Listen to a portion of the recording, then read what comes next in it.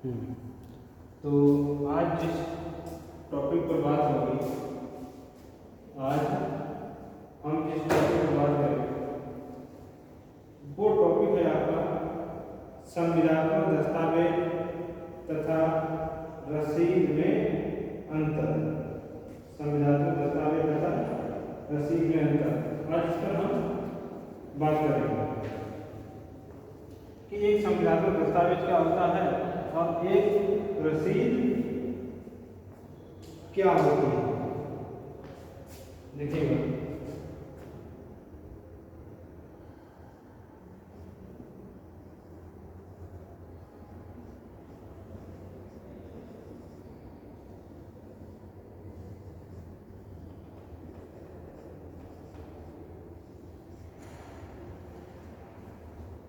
तथा रसीद में अंतर।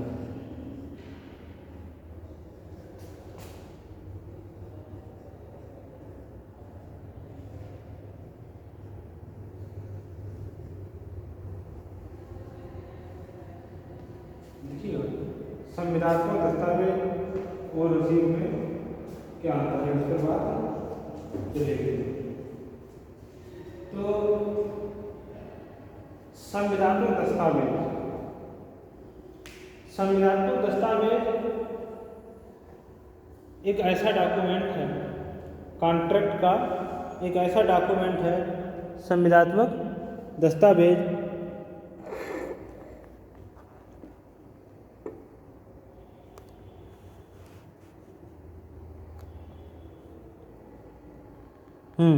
तो मैं बात कर रहा हूँ कि संविदात्मक दस्तावेज एक ऐसा डॉक्यूमेंट है जिसमें संविधान की शर्तें छपी होती हैं। संविदात्मक दस्तावेज जो कॉन्ट्रैक्ट का डॉक्यूमेंट है, कॉन्ट्रैक्ट का डॉक्यूमेंट है, ये एक ऐसा डॉक्यूमेंट होता है जिस पर संविधान की कंडीशन छपी हुई होती है कि दो पक्षकार किन शर्तों के अधीन किन राइट और कौन से ड्यूटीज के अंतर्गत वो समझा करना चाहते हैं। भाई जब हम किसी व्यक्ति से समझा करते हैं, जब हम किसी व्यक्ति से समझा करते हैं, यूँ कह सकते हैं ए बी से और बी ए से और बी ए से जब कॉन्ट्रैक्ट करता है तो क्या करता है कि शर्तें निश्चित कर लेता है, कंडीशन जो है वो निश्चित कर लेता है कि कोई चीज़, जैसे मान लीजिए 1 कुंटल चावल जो है एक कुंटल चावल बी से खरीदना चाहता है, 1 कुंटल राइस जो है वो बी से खरीदना चाहता है। तो ए अपनी शर्तें बताएगा कि हम जो है वो बिल्कुल फ्रेश चावल लेंगे, हम बिल्कुल टूटा हुआ चावल नहीं लेंगे, चावल में कंकड़ नहीं होने चाहिए, चावल में भूसी नहीं होनी चाहिए। अगर ये सब हुआ तो हम पेमेंट काट लेंगे या हम पूरा पेमेंट रोक देंगे और चावल हमारा वापस कर देंगे। इसी प्रकार जो बी है वो भी ये कह सकता है कि सही है, हम आपको 1 कुंटल चावल देंगे, 4000 रुपये का देंगे, 5000 रुपये का देंगे और वो आपको सोमवार तक मिलेगा, 10 बजे से 4 बजे के बीच में मिलेगा। अगर आप किसी में उपस्थित 10 बजे से 4 बजे के बीच में उपस्थित नहीं हुए या लेने के लिए नहीं आए तो फिर पेमेंट जो है वो भी हम रख लेंगे और चावल भी नहीं देंगे। सही है। तो या फिर आपने चावल लेने से मना कर दिया, एक निश्चित तारीख को सोमवार तक आपने अगर चावल लेने से मना कर दिया, सोमवार तक चावल नहीं लिया तो हम आप पर केस कर देंगे। सही है। तो इस प्रकार की जो शर्तें हैं जो संविदा के लिए मूलभूत होती हैं, संविदा के लिए जो मूलभूत होती हैं शर्तें, वो संविदा के दस्तावेज में अंतर्निहित होती हैं, लिखी जाती हैं कि अगर उन शर्तों में से किसी एक का भी ब्रीच किया गया, भंग किया गया तो किसी न किसी पक्षकार को कोई राइट उत्पन्न हो जाएगा, किसी न किसी पक्षकार को कोई लायबिलिटी उत्पन्न हो जाएगी। सही है। तो जो संविदात्मक दस्तावेज होता है वो अति महत्वपूर्ण डॉक्यूमेंट होता है क्योंकि उस दस्तावेज में वो बातें लिखी होती हैं जिन पर पूरी की पूरी संविदा निर्भर करती है। और अगर वो ब्रीच कर दिया जाए तो किसी किसी पक्षकार के ऊपर, किसी किसी पार्टी के ऊपर जो है वो बाद कारण उत्पन्न हो जाएगा, उसको कंपनसेशन देना पड़ जाएगा, उसको नुकसानी देनी पड़ जाएगी। तो संविदात्मक दस्तावेज में संविदा करने के लिए जो शर्तें महत्वपूर्ण होती हैं, जिन पर दोनों पक्षकार निर्भर करते हैं, वो बातें संविदात्मक दस्तावेज में लिखी जाती हैं। अब बात आती है कि रसीद में क्या, रसीद क्या होती है? देखिएगा, रसीद क्या होती है? रसीद केवल इस बात का प्रूफ होती है कि हमने जो चीज जमा की है या जो चीज दी है उसका मैंने पेमेंट आपको कर दिया। जैसे हम लोग सिनेमा हॉल में जाते हैं, तो सिनेमा हॉल में देखिए, इसको रसीद कह लीजिए, टिकट कह लीजिए, टोकन कह लीजिए, या कुछ और आप कह सकते हैं। तो रसीद हो गई, टिकट हो गई, टोकन हो गया, ये एक ही बात है। तो ये तीनों क्या होते हैं? तो देखिएगा, हम जब सिनेमा हॉल में जाते हैं तो वहाँ से हम एक टिकट लेते हैं। टिकट इस बात का प्रूफ होता है कि हमने रुपए, मूवी देखने के लिए रुपए हैं वो हमने दे दिए हैं। टिकट जो होता है वो इस बात का रसीद होता है। हम मेट्रो ट्रेन में यात्रा कर रहे होते हैं तो वहाँ पर हमें टोकन दिया जाता है। तो टोकन भी क्या है? टोकन भी क्या है? टोकन इस बात का सबूत है कि हाँ, हम पैसे दे करके ही यात्रा कर रहे हैं। या फिर हम टेंट हाउस से कुछ सामान लेते हैं, तो सामान जो हम लेते हैं उसके बदले में मुझे जो मिलता है वो रसीद होती है। रसीद इस बात का सबूत होती है, इस बात का प्रूफ होती है कि हमने जो है वो रुपए दे दिए।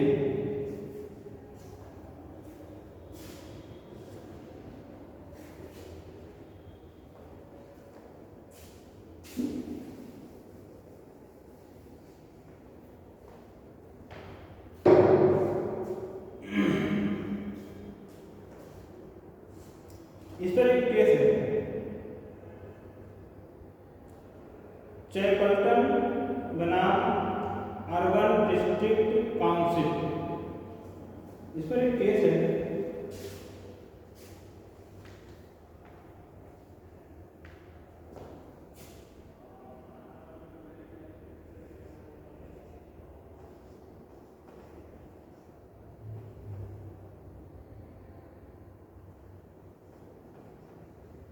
चैपल्टन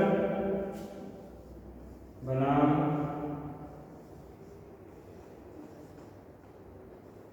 अर्बन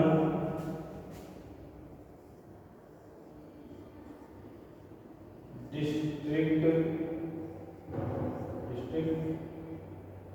काउंसिल।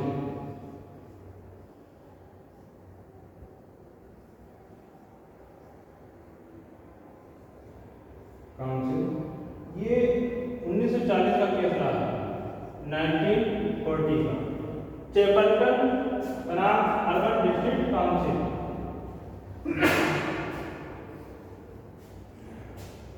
इस केस में क्या था कि वादी ने, प्लेंटिफ ने, ये जो है वो वादी है, प्लेंटिफ है, प्लेंटिफ ने अर्बन डिस्ट्रिक्ट काउंसिल से समुद्र के किनारे बैठने के लिए कुछ कुर्सियां किराए पर ली। चैपल्टन ने, जो प्लेंटिफ है, उसने अर्बन डिस्ट्रिक्ट काउंसिल से समुद्र के किनारे, सागर के किनारे बैठने के लिए कुछ चेयर जो है वो रेंट पर ली और उसने रुपया जमा किया। उसके बदले में उसको क्या था, टोकन दे दिया गया। टोकन दे दिया गया, उसने वो देखा और देखने के बाद में अपने पॉकेट में रख लिया। वो जब बैठा हुआ था तो कुर्सी टूट गई और टूटने के कारण उसको चोट लग गई।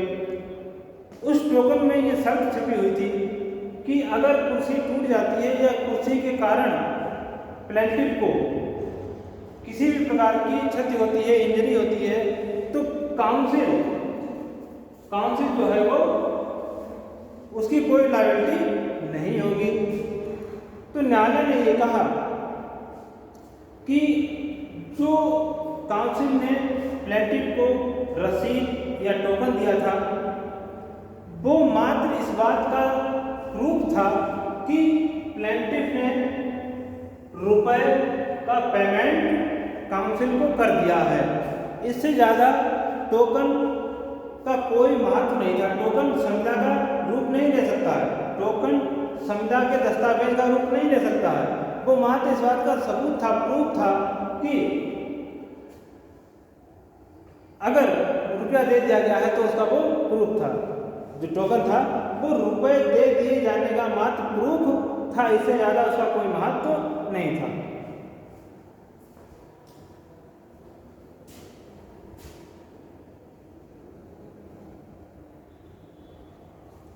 इसके बाद एक केस है,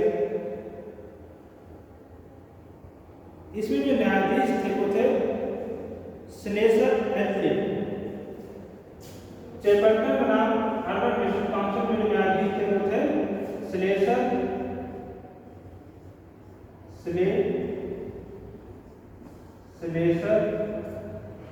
एल जे, ये इसमें न्यायाधीश थे। इसके बाद अगला केस है वो है थार्टन बनाम सुलेन पार्किंग लिमिटेड।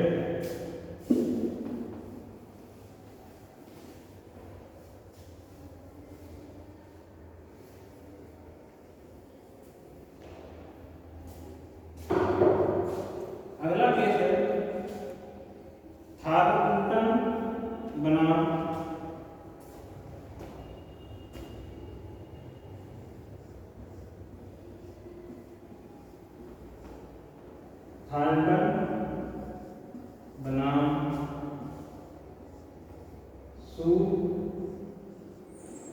सुलेन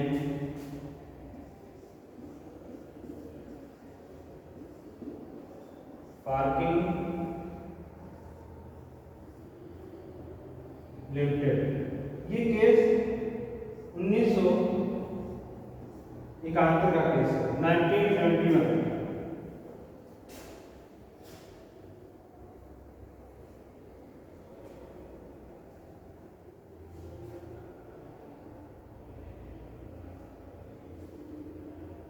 देखिएगा इस केस लॉ के जो फैक्ट्स थे वो ये थे कि थार्टन ने एक पार्किंग में अपनी गाड़ी पार्क की। थार्टन ने अपनी गाड़ी को एक पार्किंग में पार्क किया और उसके बाद उसको एक वहाँ से मशीन द्वारा टिकट निकल के आ गई। उस टिकट पर गाड़ी खड़ी करने के बाद टिकट निकली और उस टिकट पर लिखा हुआ था कि अंदर की तरफ दीवार पर एक बोर्ड टंगा हुआ है जिस पर शर्तें छपी हुई हैं और उन शर्तों में ये शर्त थी कि मशीन की खराबी के कारण या किसी कारण से प्लेंटिफ को या उसकी गाड़ी को कोई भी डैमेज होता है, इंजरी होती है, तो फिर सुलेन पार्किंग लिमिटेड जो कंपनी है इसकी कोई भी जिम्मेदारी नहीं होगी, उसकी कोई लायबिलिटी नहीं होगी। तो थार्टन जब अपनी गाड़ी को वापस ले रहा था, गाड़ी को वापस निकाल रहा था, तो मशीन के द्वारा जो दरवाजा था वो जल्दी से नीचे गिर गया। इस कारण से इसकी गाड़ी जो थी वो डैमेज हो गई, उसको भी चोट लगी, इसको भी हर्ट हुआ। तो इसने न्यायालय में बात दायर किया और बात दायर करने पर इससे कंपनसेशन की मांग की सुलेन पार्किंग लिमिटेड से। इन्होंने शर्तों का हवाला दिया कि हमारे यहाँ पर तो शर्त यह है कि पार्किंग करते समय या पार्किंग के बाद में अगर किसी प्रकार की इंजरी होती है, डैमेज होता है गाड़ी को, तो हमारी कोई लायबिलिटी नहीं होगी। तो न्यायालय ने कहा कि ये विस्तृत छूट खंड जो आपने शर्तें लिखी थी, ये विस्तृत छूट प्रदान करती हैं। दूसरी बात, ये शर्तें संविदा करने से पूर्व बता देनी चाहिए थी, या फिर एक ऐसे स्थान पर लगी होनी चाहिए थी जहां पर व्यक्ति संविदा करने से पूर्व, कॉन्ट्रैक्ट करने से पूर्व इनको पढ़ लेता, या संविदा करने के साथ साथ इनको पढ़ लेता। एक ऐसे स्थान पे आपकी शर्तें होनी चाहिए थी कि संविदा करने से पूर्व, कॉन्ट्रैक्ट करने से बिफोर, या संविदा करने के साथ साथ, कॉन्ट्रैक्ट करने के साथ साथ वो इन शर्तों को अगर पढ़ लेता तो वो गाड़ी को पार्क नहीं करता। अगर आपकी जो शर्तें थी वो कब पता चली वादी को? वो तब पता चली जब उसने गाड़ी को खड़ा कर दिया। गाड़ी खड़ी करने के बाद में उसको टोकन मिली, टोकन पर लिखा था कि शर्तों के लिए अंदर जाकर देखिए, जाकर वहाँ शर्तें लिखी हुई हैं। ये बात टोकन पर लिखी हुई थी। तो यही बात अगर पहले बता दी जाती वादी को, प्लेंटिफ को यही बात अगर पहले बता दी जाती, कहीं पर सही दृश्य स्थान पर, एक रीजनेबल स्थान पर, प्लेस पर वो शर्तें लिख दी जाती जहाँ पर प्लेंटिफ कॉन्ट्रैक्ट करने से पूर्व उनको पढ़ लेता या कॉन्ट्रैक्ट करने के साथ साथ उनको पढ़ लेता, तो शायद वो संविदा ना करता, ऐसी इंजरी ना उठाता, ऐसा जोखिम ना उठाता। तो यहाँ पर जो कंपनी थी इसको लायबल ठहराएगा। क्यों ठहराएगा? क्योंकि उसने प्रॉपर सूचना नहीं दी थी, उसने रीजनेबल नोटिस प्लेंटिफ को नहीं दिया था, इस कारण से उसको लायबल ठहराया गया।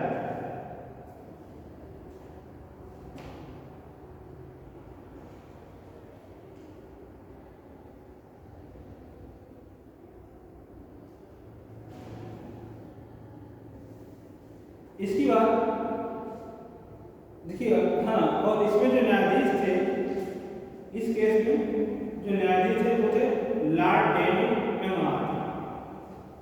इसमें न्यायाधीश का नाम है लॉर्ड डेनियल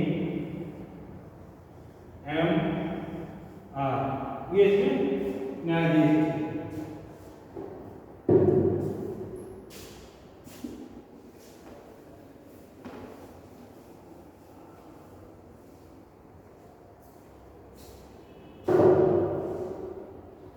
इसके बाद अगला केस है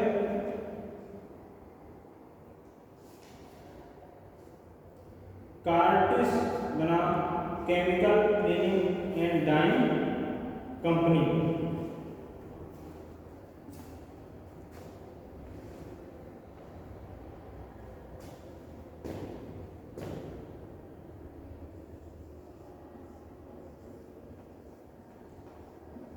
कार्टिस बनाम केमिकल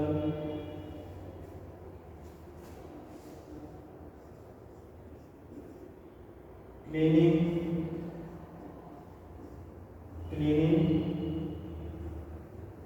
एंड डाइंग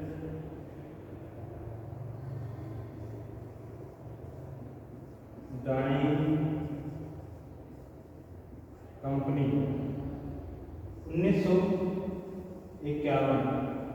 1951 का केस है।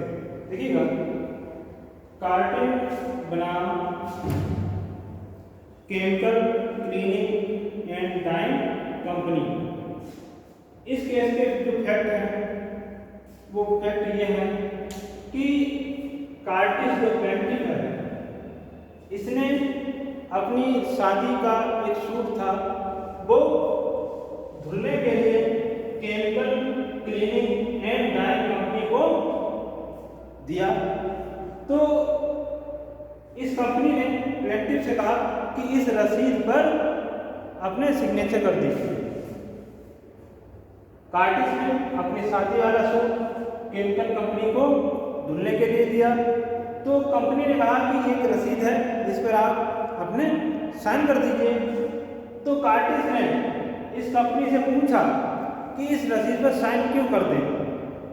तो कंपनी कहती है कि इस रसीद में ये शर्त लगी हुई है कि अगर सूट की सिलाई के समय कपड़े की धुलाई के समय, सूट की धुलाई के समय जो बटन होते हैं वो अगर टूट जाते हैं, उनको अगर नुकसान होता है तो हमारी जिम्मेदारी नहीं होगी। कार्टिस ने पूछा कि हम रसीद पर सिग्नेचर क्यों करें? तो केमिकल कंपनी कहती है कि सूट की धुलाई के समय अगर बटन जो है वो टूट जाते हैं, उनको नुकसान हो जाता है, तो मेरी कोई जिम्मेदारी नहीं होगी। तो इतनी बात सुनकर के उसने क्या किया, रसीद पर अपने सिग्नेचर कर दिए। धुलाई के समय जो सूट था उस पर धब्बे पड़ गए, उस पर निशान पड़ जाते हैं। तो कार्टिस था, इसने न्यायालय में बात दायर किया। तो जो केमिकल कंपनी है वो न्यायालय से कहती है कि हमारी जो रसीद है इस पर ये शर्तें छपी हुई हैं कि कपड़े को धुलते समय किसी प्रकार का नुकसान होता है तो हमारी कोई जिम्मेदारी नहीं होगी, वो जिम्मेदारी प्लेंटिफ की ही मानी जाएगी, मेरी जिम्मेदारी नहीं होगी। और इस पर कार्टिस ने अपने सिग्नेचर भी कर दिए हैं, जो अब स्वीकृति है, जो एक्नॉलेजमेंट है कि जिम्मेदारी पूरी किसकी होगी, प्लेंटिफ की होगी। तो न्यायालय ने कहा कि कार्टिस ने, प्लेंटिफ ने आपसे पूछा था कि इस रसीद में क्या लिखा है, तो आपने तो सिर्फ यही बताया था कि बटन को नुकसान होता है तो उसकी जिम्मेदारी प्लेंटिफ की होगी, केमिकल कंपनी की कोई जिम्मेदारी नहीं होगी। तो आपने जो बात बताई थी वहीं तक की केवल जिम्मेदारी जो प्लेंटिफ की रहेगी, बाद बाकी सब आपकी जिम्मेदारी रहेगी और आपको हम लायबल ठहराते हैं कि जो बाकी को जो नुकसान हुआ है, प्लेंटिफ जो नुकसान हुआ है, आप उसकी भरपाई करिए। तो इसमें जो था केमिकल कंपनी को न्यायालय में लायबल ठहराया था और बाकी को उसका कंपनसेशन दिलवाया था। इसमें जो जस्टिस थे वो थे डेनिंग एम.आर. इसमें जो जस्टिस है वो है लॉर्ड